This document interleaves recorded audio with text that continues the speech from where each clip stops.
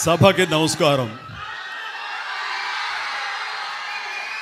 ఎంతో ఆత్మీయంగా యార్లగడ్డ వారి కుటుంబ సభ్యుల మధ్య వారి కుటుంబంలో జరుగుతున్నటువంటి ఒక సంబరంలాగా నాకు అనిపిస్తుంది. సరే, మనం ఎక్కడున్నాము ఏంటంటానికి నా అభిమానులు వాళ్ళ కేకలు కేరింతలు తెలియని ఉత్సాహాన్ని ఇస్తుంటాయి. Thank you.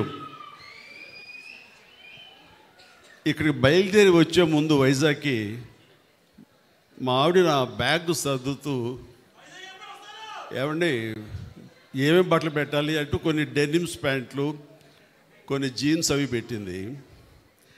చూడగానే నాకు మిత్రులు యార్లగడ్డ ప్రసాద్ గారు ఆయన ఆంగికం ఆయన వేషధారణ తెలుగుదనం గుర్తొచ్చిన తర్వాత మనం డెనిమ్స్ ప్యాంట్లోని వాటికి వెళ్తే చాలా అసహ్యంగా ఉంటుంది, పంచి కట్టుకుని వెళ్తే ఎలా ఉంటుందని.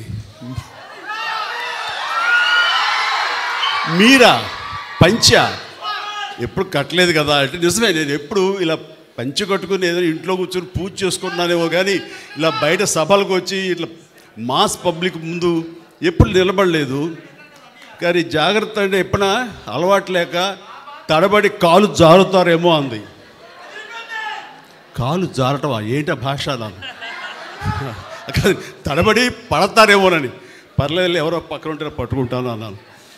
సరే అయితే ఆ రకంగా ఈ రోజున ఇది వేసుకుని వచ్చాను. వచ్చిన దగ్గర నుంచి చిన్న టెన్షను, వెనకాల ఏదో కొంచెం లూజ్ అయినట్టుంది నాకు,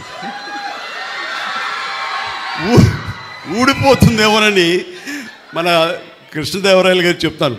నేను వెళ్ళి వచ్చాము వెనక చూస్తుంటే బాబు ఏదైనా జారిపోతే చెప్పి సర్దించుకుంటారని చెప్పేసి. సో అలవాటు లేకపోయినా సరే కొన్ని అలవాటు చేసుకోవడం ఎంత అత్యవసరం, అది ఎంత సంతృప్తినిస్తుంది అనేది అంత ఇంత కాదు. ఈ రోజున ఇక్కడికి వచ్చానంటే కనుక యార్లగడ్డ లక్ష్మీప్రసాద్ గారు, షార్ట్గా వైఎల్పి అనేస్తాం మేము, నాకు చిరకాల మిత్రులు, నాకంటే పెద్దవాళ్ళు, నాకంటే విద్యాధికులు, సరస్వతి పుత్రులు, అన్ని రంగాల్లోనూ ఆయనకి మిత్రులు ఉన్నారు. ఆయనకు విశేషమైనటువంటి ప్రజాభిమానం ఉంది. ప్రపంచవ్యాప్తంగా తెలుగు వాళ్ళు ఎక్కడికి వెళ్ళినా సరే